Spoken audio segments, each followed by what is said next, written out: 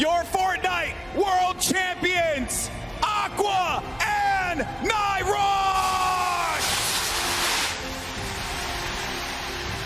One more time, your World Champion, Bugha! We all remember these incredible moments from the World Cup. Bugha, Nyhrox and Aqua at the top of the leaderboard, claiming first place and taking home millions of dollars. But what about the other side of that leaderboard? In a less celebratory fashion, Arius from South Korea claimed last place in the solos event, and so did Twizz and CoverH from New Zealand in the duos event. Now we are all wondering, where are these players now? It is up to me to find that out.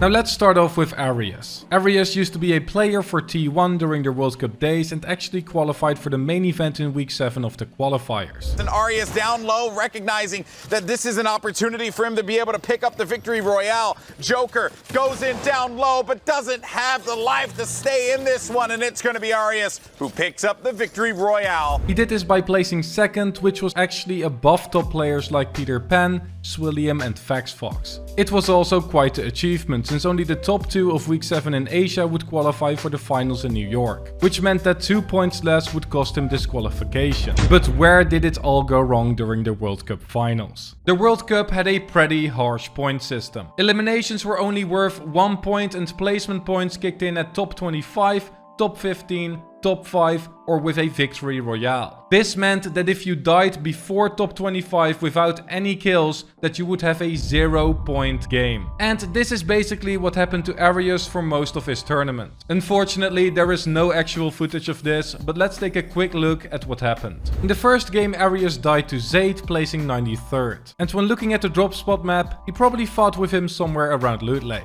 In the second game, he died of spawn, placing 99th. Unfortunately, this happened so quickly that we can't see who he fought. The official broadcast was still showing the map. In the third game, he actually survived for longer, placing 73rd. But he died to Hu J, another player from his region. In game number 4 he placed 90th, getting eliminated by Lunice. Lunice normally landed Happy Hamlet, but I think he switched it up and landed closer to Arius in order to get this kill. In game 5 he unfortunately came 99th again, dying to Chubb, who lands right next to him on this hill. And in the last game he finished his World Cup experience with a 92nd place, dying to Chubb again in the center of both their landing spots. Now remember, these were the top 100 players in the world, and the pressure of playing in a LAN tournament is unreal. So this does not say anything about his skill level. He has been getting hate for 2 years now about coming last place, but you guys forget that he earned $50,000 and competed among the best of the best. So leave this man alone and give him some respect. Besides all that, you're probably wondering, what is he doing today? Well, let me show you. After the World Cup, Arius still competed in Fortnite and actually came second in his heat during Squad FNCS in Chapter 2 Season 1 and 4th in Grand Finals. After that, he made some more money in Winter Royale, gained around 2,600 power rankings in 2020, and then stopped placing. In fact, he barely plays Fortnite anymore, with sometimes there being a week between playing sessions. He still likes to play trios with players like FaxFox for example, but he now spends his days streaming on Twitch and playing other games like Apex Legends, Minecraft and Valorant, in which he actually competed for a short amount of time too. He played for the Valorant teams of Crazy Raccoons and Bakemon. He came 3rd in the Rage Invitational with Bakemon and came 8th in the qualifiers of the Galleria Global Challenge with Crazy Raccoons. However, he now just likes to play and stream games he enjoys. He seems to have quit competitive gaming, and he might actually pursue a career in singing, as he is experimenting with it on Twitter and YouTube. All in all, he looks like he is enjoying his life to the fullest at the moment, judging from his Instagram, and even though he might still get hate for his last place in the World Cup, he bounced back well from it. I put OC on the map. We're gonna go to New York. We're gonna smash it. What? What? Give me one for the one time.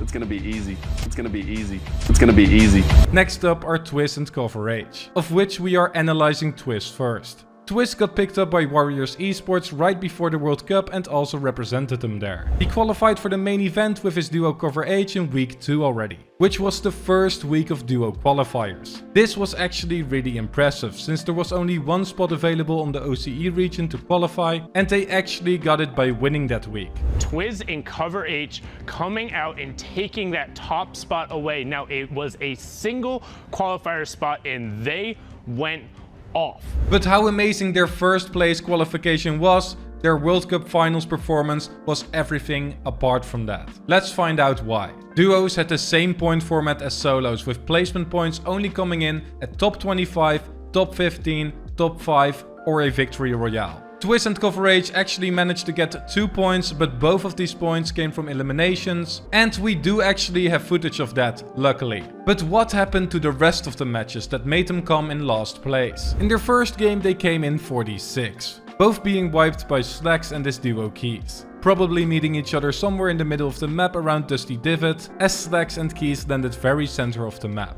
The second match they placed better, coming in 33rd, but Twizz ended up dying to Scarlet, after which CoverH eliminated himself. This was in an already stacked 5th zone. In game number 3 they ended up in 30th, getting really close to those 3 placement points, which could have boosted them into top 45 overall, but they got killed by Serpent in 5th zone again. In the 4th game they came in 43rd and actually got their only 2 points in the whole World Cup by killing Item and Nyhrox. However, they ended up dying to Gemside and 7SSK7 shortly after. Let me show you the clip. Right here, Twizz and CoverH doing it not only for themselves, doing it for New Zealand, their families, and everyone watching them at home. And that is going to be one elimination through. I saw that one pop up. That's number 1 for this duo. The challenge comes in, and that's the win there. 2 elims total. Twizz gets them both. CoverH is going to be down.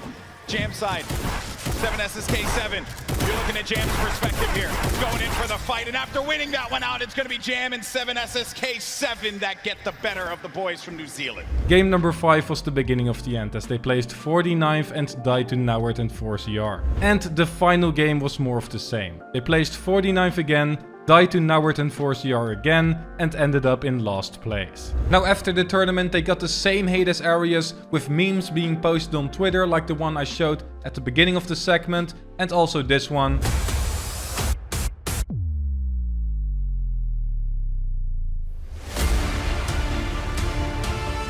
But Twizz remained positive about their performance and even made headlines with his inspiring positivity. However, what happened after that? Did he keep his positivity? And does he still grind to be the best? The answer to this might differ from your expectations. After the World Cup, Twizz made around $4,500 in trio tournaments, $550 in a solo cash cup placing 3rd, $300 in squads FNCS grand finals, and $1,200 in Winter Royale, after which he then stopped placing, only playing the Australian Open in 2020. He also stopped playing Fortnite, as he only played 10 games in Chapter 2 Season 7 and hasn't played any in the last 7 days. However, there is a whole story attached to this. 3 years ago, Twizz announced that he was going to stream full-time on Twitch after quitting his job. Ladies and gentlemen, as of the 22nd of May, I am officially going to be a full-time streamer. But soon enough, Twizz's passion for Fortnite started to fade, and he started taking more breaks to play different games. He kept grinding Fortnite competitive until the Australian Open in February of 2020, after which he then tweeted about feeling lost in life and wishing for a reset button.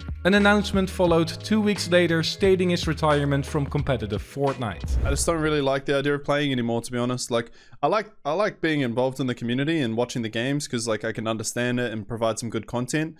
But to be honest, like grinding for like 8 hours every day in Fortnite to keep up just to die to like stupid shit that's in the game. I don't know. I feel like the game fundamentally isn't really balanced that well. I don't think it's a very competitive experience. Yeah, it's just about being realistic, you know? In his tweet longer, he also explained that he had his eyes on creating Valorant content and pursuing the competitive side of it, and that is exactly what he did. He started streaming Valorant and joined the team Pants Down together with his duo CoverH, playing for example in the Australian Esports Network tournament in June, and in the Order Oceanic Open in July. This did not last long, however, as the negative thoughts came back a month later. He tweeted out in August that he wished that he never left his job, thus regretting his decision to stream full-time. A week later, he stepped down from streaming full-time and started a job at a quarry. This improved his mental health a lot, and he said that he would still be around, but not as much as before. He kept doing this job and he was really happy about it. He streamed less and less, and it has now been a year since he last streamed.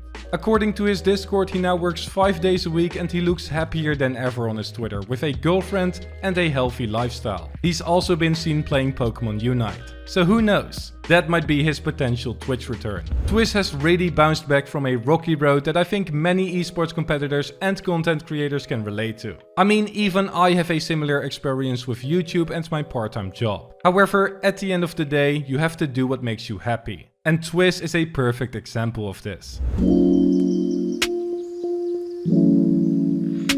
But what about CoverH? Where is CoverH? Well, he also got picked up by Warriors Esports right before the World Cup and represented them there. He made the same $4,500 in trio tournaments as he played together with Twizz. He got $400 from a solo cash cup where he placed 18th. Also got the same $300 from Squad's FNCS Grand Finals, obtained $1,000 from Winter Royale, and then actually continued further than Twizz. He made $250 from FNCS Season Finals with a different duo, and then also stopped placing. However, CoverH never touches the game anymore. His Twitch is also completely empty. His last YouTube video was a year ago, and apart from his short journey with pants down in Valorant, we know nothing about what he is doing today, since he also doesn't tweet anymore. I actually reached out to him in direct messages to see if I could get an interview on his whereabouts, but I unfortunately got no response. His current situation will remain a mystery. But who knows? He might return to Fortnite in the future. He tweeted a year ago that he might come back if they did some competitive updates that he can enjoy again. And the current meta in Fortnite competitive is the most balanced it has ever been. But we will never know for sure.